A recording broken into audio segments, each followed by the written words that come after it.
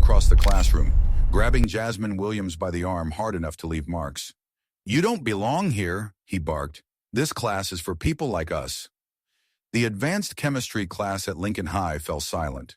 28 students froze, watching the school's most notorious troublemaker try to drag the new girl out of her seat. Jasmine, just 17 and on her third day at this mostly white school in suburban Connecticut, didn't flinch. "Let go of my arm," she said quietly, calm like the silence before thunder. Tyler laughed, joined by his friends Jake and Connor. "Oh yeah? What are you going to do, cry about it?" he mocked, tightening his grip. "You should have stayed at that other school where you came from." The polished lab tables, the expensive equipment, everything felt miles away from the small boxing gym where Jasmine spent every afternoon. Lincoln High was famous for its academic elite. Jasmine was there on a full scholarship, earned through her top grades in math and science. What Tyler didn't know was that Jasmine Williams had spent the last 8 years training at the Eastside Boxing Club, a place that taught her that real strength doesn't come from anger, but from control. Under the guidance of Coach Rodriguez, a retired pro from Puerto Rico, she learned 2 lessons that shaped her life: how to throw a punch and when not to. Ms. Henderson, their 50-year-old teacher, spoke nervously. "Tyler, please sit down." But Tyler ignored her. "She's going to learn where she belongs." He wasn't just a bully. He was the son of the school board president, the grandson of one of Lincoln High's founders. His last name was engraved on plaques all over the building. To him, power was inherited. Jasmine glanced around. Some students looked away. Others started recording on their phones. No one stepped in, just like her coach once warned. "Someday you'll face a fight outside the ring. That's when you'll learn what you're truly made of." From the front row, a girl whispered, "She's probably just some athlete or something." Laughter rippled softly through the room. For a second, Jasmine let him believe he was in control. She let him pull her slightly, the false victory sweet on his face. But her eyes were calm, focused, waiting. Jake's camera was already rolling. "This'll go viral," he snickered. Connor added, "Guess she knows how things work now." Jasmine took a slow breath. Coach's voice echoed in her head. "Lose your cool, and you lose the fight." She never lost.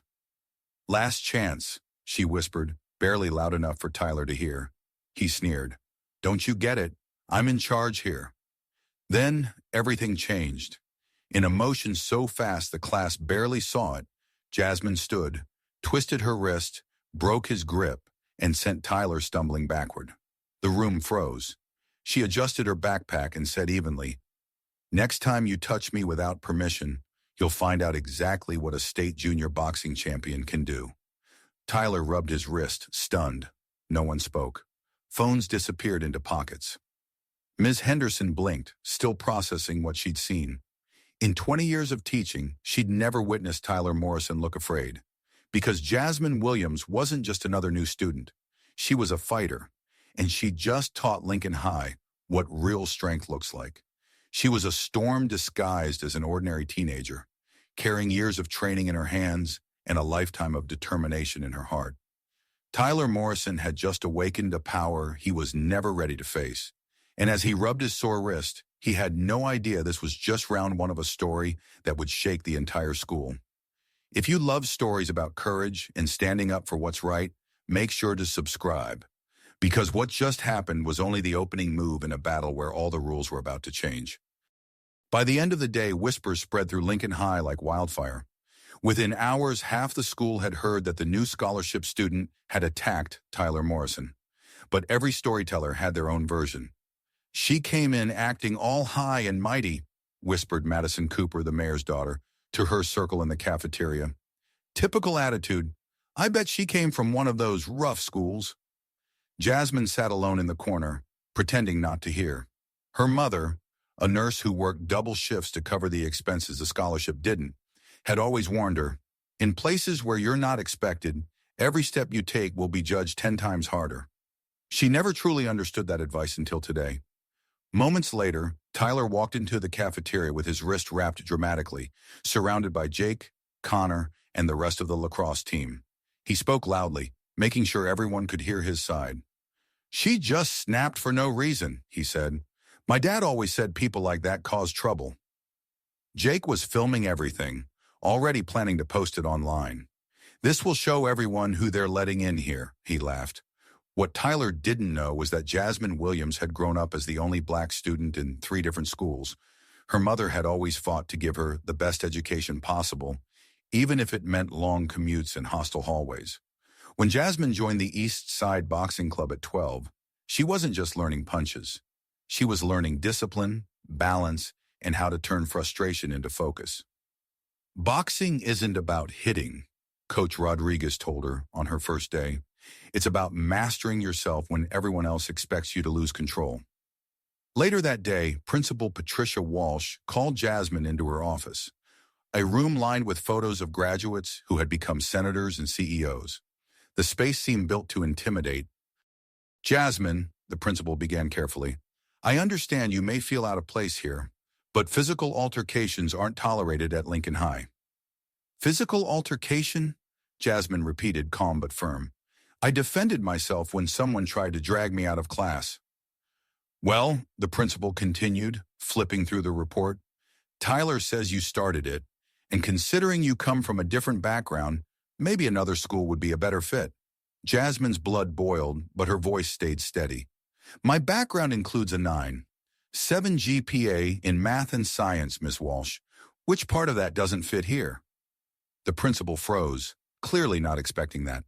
Of course, your academics are outstanding, but we also look at behavior. Then I assume you've checked the security cameras from chemistry class? Jasmine asked. Mrs. Walsh blinked, caught off guard. The cameras?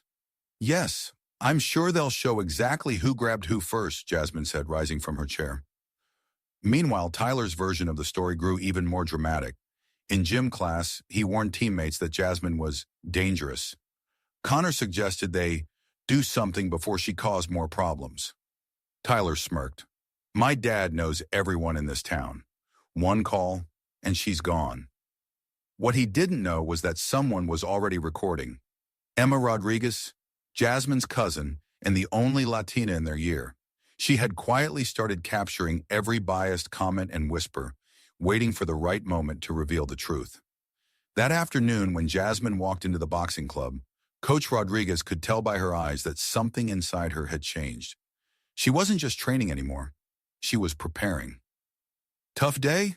Coach Rodriguez asked, tightening Jasmine's gloves.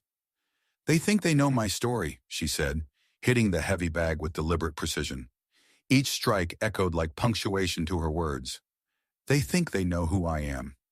And who are you? The coach asked. Jasmine paused, staring at her wrapped hands. I'm still figuring that out, she said quietly. But I know who I'm not. I'm not the victim they expect me to be. Rodriguez smiled knowingly. In his decades of training young fighters, he'd seen talent, but rarely the mix of heart and focus shining in Jasmine's eyes. Then show them who you are, he said, but do it smart. The next morning, Tyler took things even further. He and his friends showed up early, scattering fake news articles about troubled students across the hallways. Printouts designed to make teachers look twice at Jasmine. Each headline, each staged rumor, was meant to humiliate. But instead of breaking her, every cruel whisper only fueled something deep within her. A quiet, powerful storm, building strength behind calm eyes. Those who mocked her thought she was bowing her head in defeat. What they didn't realize was that true strength doesn't shout. It gathers. It waits. By the next day, Jasmine walked into Lincoln High with a different energy. Gone was the girl trying to blend in. She had switched to her own playbook now. Strategy, patience, and precision. During English class, a folded note landed on her desk. It was from Emma Rodriguez. Meet me at lunch. It's important. Emma was nothing like the others at Lincoln High. The daughter of hardworking immigrants, she had earned her place through a diversity program that the school flaunted for its image more than its values. As Jasmine's cousin, she knew the truth in the weight Jasmine carried. When they met in the empty library, Emma didn't waste time. Do you know what they're saying about you? She asked. Tyler's spreading rumors that you have a record of violence, that you were expelled from 3 schools. Jasmine didn't even flinch. And people believe it, Emma said. But I've been recording everything. She opened her phone and showed video clips. Tyler bragging about getting her expelled, Connor suggesting doing something before she hurt someone, and Jake planning a smear campaign online. For the first time in days, Jasmine smiled. My cousin always said you were smart, Emma said softly, and that you're definitely not someone to mess with. Meanwhile, across town, Tyler was meeting with his father, Robert Morrison, president of the school board. The man's office was lined with mahogany bookshelves, Harvard degrees, and photos of him shaking hands with powerful people. Dad, you need to do something about that girl, Tyler demanded, his wrist still wrapped for dramatic effect. She's dangerous. She attacked me out of nowhere. Robert leaned back, unimpressed. Son, since when do you need me to deal with a student? Handle it yourself. She's not like the others, Tyler muttered. His voice cracked with something he didn't want to admit. Fear. There's something different about her.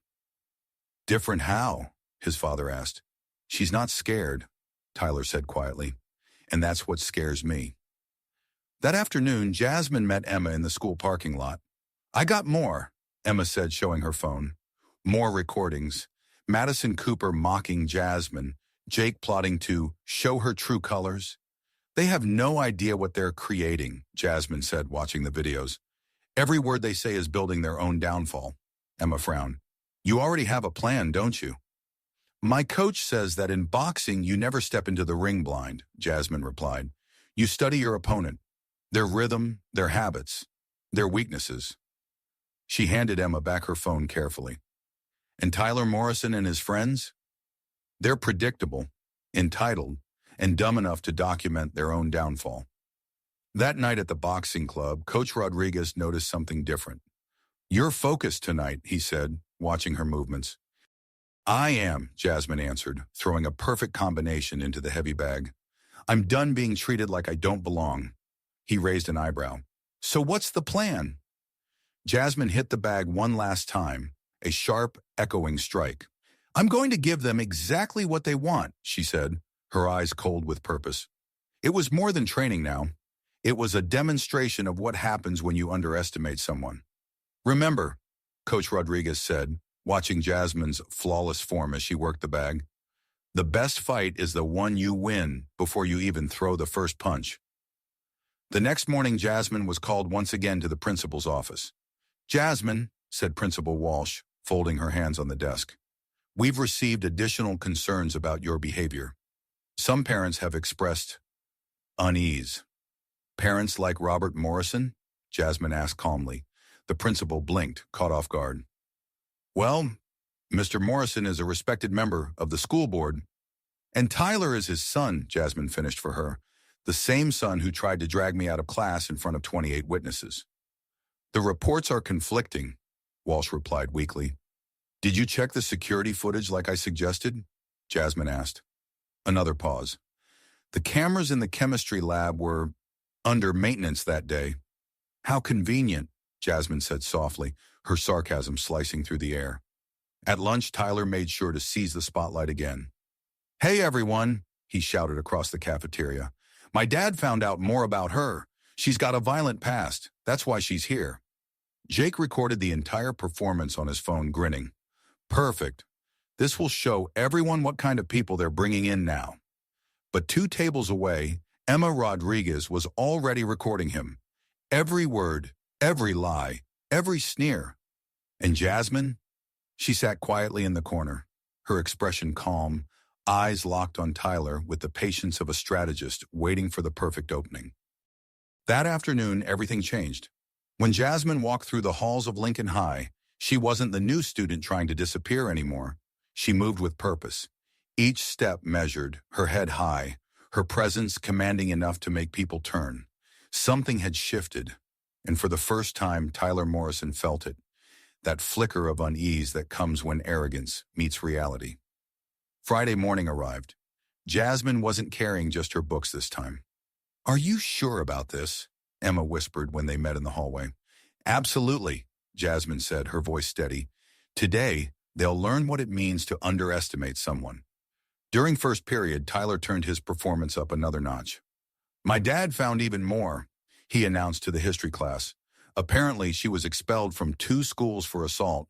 That's why she's here. Jake laughed, phone in hand. Man, that explains everything. Typical behavior. From the front row, Madison Cooper added sweetly, honestly, I don't know why they let people like that study here. My dad says diversity programs only bring drama. No one noticed Emma, sitting quietly in the back, recording every single word. Then, during the break, Jasmine made her move. She walked straight into Principal Walsh's office, carrying a folder. Ms. Walsh, she said, connecting Emma's phone to the computer, I think it's time you see the full picture. The principal leaned forward and the first video began to play. Tyler, bragging about Jasmine's violent history. Jake, planning a social media post to expose her. Madison making cruel comments about who belongs in their school.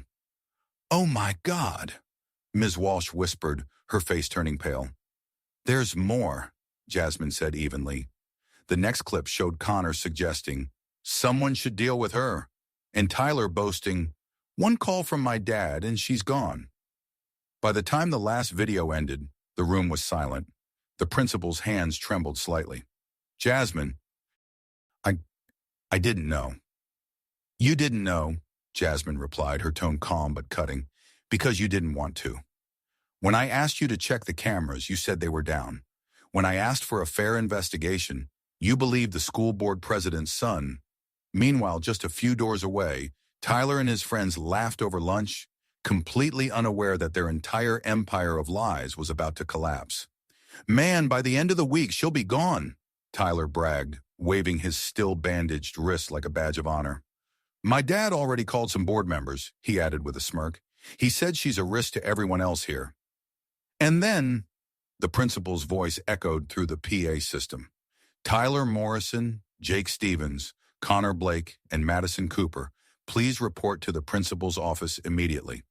Tyler frowned. What now? 15 minutes later, the 4 walked into the office and froze. Principal Walsh sat behind her desk, joined by 2 board members and the school resource officer. On the computer screen, paused mid-sentence, was Tyler's face, caught spreading lies about Jasmine. Sit down, the principal said, her tone sharp as glass.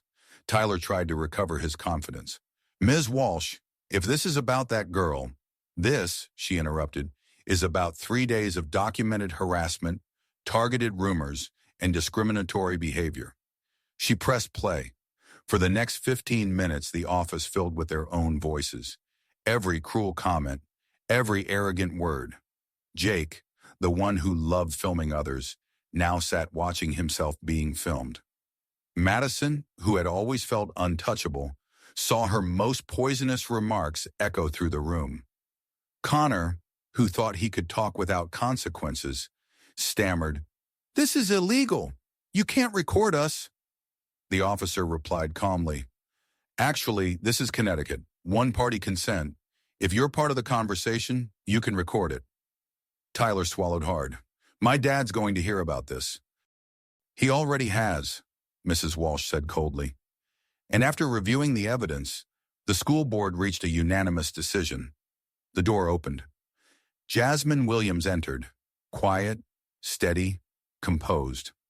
Not triumphant, not angry, just dignified. She sat down without a word. "Tyler Morrison," the principal began, "you are suspended for 2 weeks. This incident will remain on your record. Jake Stevens and Connor Blake, 1 week each. Madison Cooper, 3 days. Tyler shot up from his chair. "This is ridiculous. She started it." "No," said Mrs. Walsh firmly. "The recordings show clearly. You initiated the confrontation, you spread false stories, and you used language that violates our code of conduct." Miss Williams defended herself. Jasmine's voice was calm but unshakable. "You thought you knew my story," she said. "You thought you knew who I was." She rose to her feet and looked each of them in the eye. "I am Jasmine Williams, state junior boxing champion, student with a 9.7 GPA, and someone who will never allow herself to be treated as less by people who mistake privilege for worth." Tyler clenched his jaw. "You don't understand how things work around here." Oh, I understand perfectly, Jasmine replied. They work through respect, merit, and decency. Three things you never learn, despite every advantage you were given. As the four walked out, their silence said everything. Their own words had turned into the evidence that destroyed them. That afternoon, the air at Lincoln High felt different. Students watched Jasmine pass with quiet respect. Something fundamental had shifted, not just in how they saw her, but in how they saw themselves. 6 months later, Jasmine Williams walked those same halls again, this time as student council president, elected by an overwhelming majority. Her campaign had been simple: mutual respect, equal opportunity, accountability. It spread through the school like a wave, washing away decades of arrogance and favoritism. Tyler Morrison never came back. His parents sent him to a strict boarding academy in another state, hoping discipline could fix what privilege never did. But the videos, already viral, followed him everywhere, a permanent reminder of his actions. Jake Stevens lost his scholarship after the admissions committee reviewed the footage of him plotting against another student. Connor Blake saw 3 universities withdraw their offers. Madison Cooper was assigned community service at a civil rights center. Ironic, isn't it? Emma Rodriguez said one afternoon, sitting across from Jasmine in the cafeteria as she reviewed proposals for a new mentoring program. They tried to push you out, Emma smiled, and ended up pushing themselves out of their own futures. Jasmine looked up, thoughtful but calm. Sometimes, she said softly, the best revenge isn't a punch, it's the truth. Jasmine smiled, not with bitterness, but with quiet peace. I didn't want them to fall, Emma, she said softly. I just held up a mirror. What they saw in it was their own choice. The transformation at Lincoln High went far beyond appearances. Principal Walsh launched the school's first real diversity and inclusion program. Robert Morrison was removed from the board after investigators confirmed he had pressured staff to target certain students. Months later, the graduation hall was filled to the last seat. Jasmine stepped to the podium as the newly elected valedictorian. A year ago, she began, her voice steady and clear, someone told me I didn't belong here, and today I realize they were right. The audience stirred. I don't belong to this school's past, she continued, her eyes bright with conviction. I belong to its future. Applause thundered through the room. One by one, students who had once watched her humiliation now stood, cheering. I've learned, Jasmine said, that true strength doesn't come from the muscles we use to strike others, but from the discipline we use to protect ourselves. And it doesn't come from privilege we're handed. It comes from the dignity we earn. By the time she left the stage, there wasn't a dry eye in the auditorium. When Tyler Morrison returned to visit months later, the halls that once echoed his name in fear now carried a different story, one about the girl who turned prejudice into progress. Jasmine had already moved on. She'd accepted a full scholarship to Harvard, planning to study law and dedicate her life to justice. Her graduation speech spread online, inspiring students across the country to stand tall in their own battles. On her last day at Lincoln High, she paused outside the chemistry room where it had all begun. The truth was simple. Tyler Morrison had tried to break Jasmine Williams, but instead, he helped shape a force that changed everything. Jasmine proved that inherited privilege will never outweigh earned dignity, that famous last names don't matter as much as lasting integrity, and that the real elite aren't the ones born into advantage. They're the ones who turn injustice into transformation. She learned that the most powerful revenge isn't fighting back on their level. It's rising so high they can never reach you. If this story moved you, hit subscribe and join us for more true-to-life tales that remind us. Sometimes the strongest comeback is simply becoming unstoppable.